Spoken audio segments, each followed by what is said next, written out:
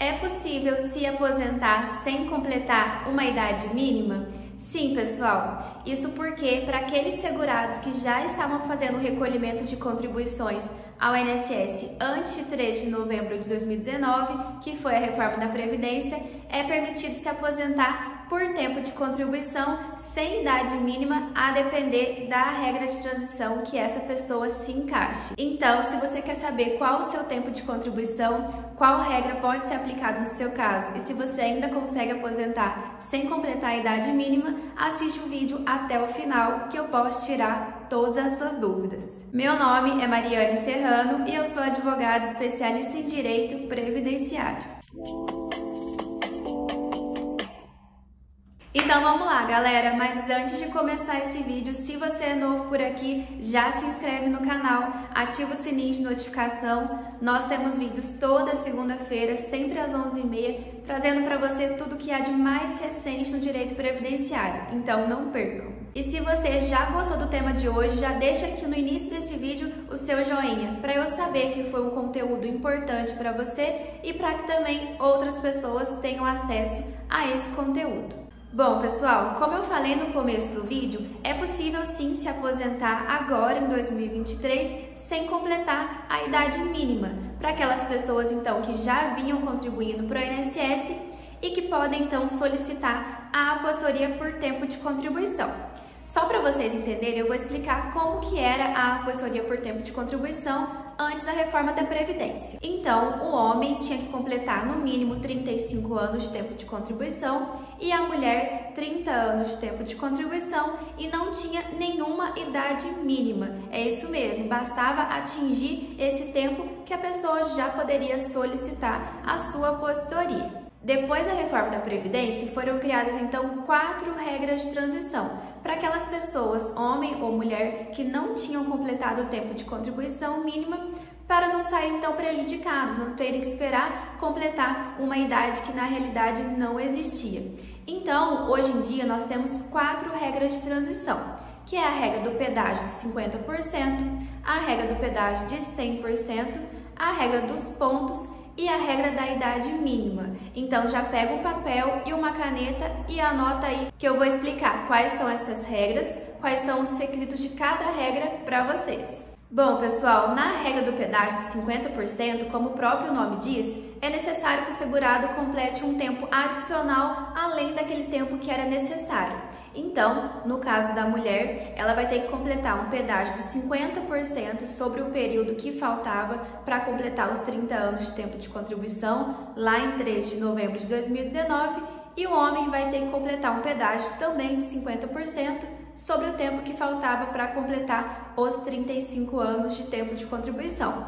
E, além disso, nessa regra, o homem tinha que ter necessariamente 33 anos de tempo de contribuição lá em 3 de novembro de 2019 e a mulher 28 anos de tempo de contribuição. Se eles não tivessem completado esse tempo, não podem então solicitar o benefício agora pela regra do pedágio de 50%, ainda que seja computado o tempo que faltava. Já na regra do pedágio de 100%, também é necessário completar um tempo adicional, que agora é de 100% do tempo que faltava para o homem completar os 35 anos de tempo de contribuição lá em 3 de novembro de 2019 e a mulher os 30 anos de tempo de contribuição. Só que nessa regra é exigida uma idade mínima, que no caso da mulher é 57 anos de idade e no caso do homem 60 anos de idade.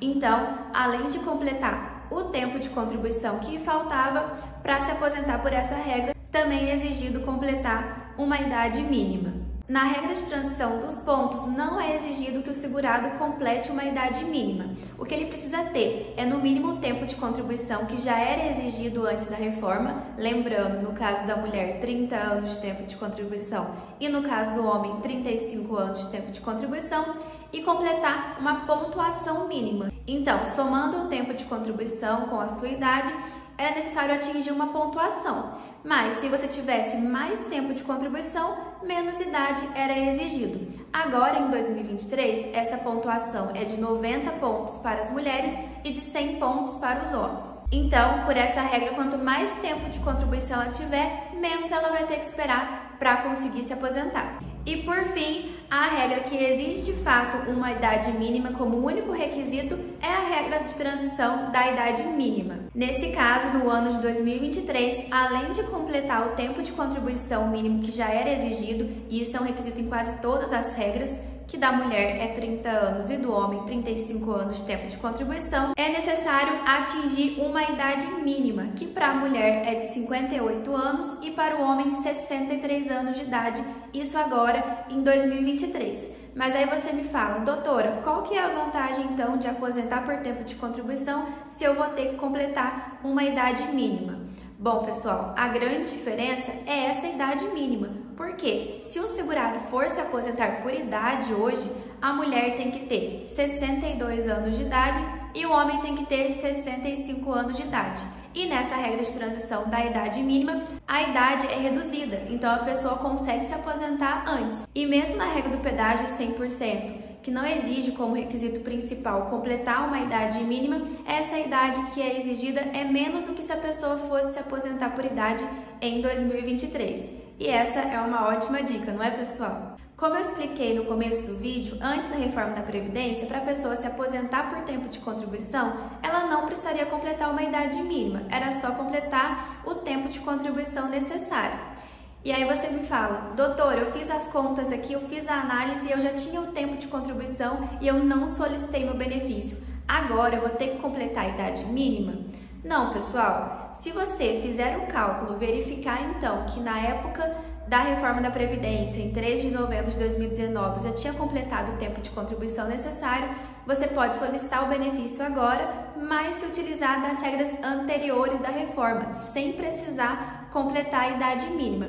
E também podendo se beneficiar da forma de cálculo, que antes de 3 de novembro de 2019 era mais benéfica aos segurados, já que garantiria o cálculo da média com base apenas nas 80% maiores contribuições do segurado. Olha que dica que eu deixei para vocês nesse vídeo. Então, para saber se você precisa completar a idade mínima, se é só o tempo, se vai se aposentar com as regras anteriores ou depois da reforma, é importante que você faça uma análise previdenciária, identificando qual o seu período contributivo, todo ele, seja com carteira, com recolhimento de carnezinho, com MEI, com atividade rural. Temos vários tempos de contribuição que podem ser computados. E aí, somando todo esse período, você vai identificar qual era o tempo antes de 3 de novembro de 2019, se vai cair nas regras de transição, nas regras antigas, e identificar então qual que é o melhor benefício para o seu caso. Lembrando que no caso da aposentadoria, ela é irrenunciável. Depois que o segurado recebe o primeiro pagamento, ele não pode desistir dela. Por isso é muito importante fazer os cálculos corretos antes de solicitar o benefício, para depois não se arrepender. E também, na dúvida, sempre buscar um especialista da sua confiança, que é ele que é o profissional apto a identificar qual é a melhor regra, quais são os documentos, quais os tempos podem ser aproveitados.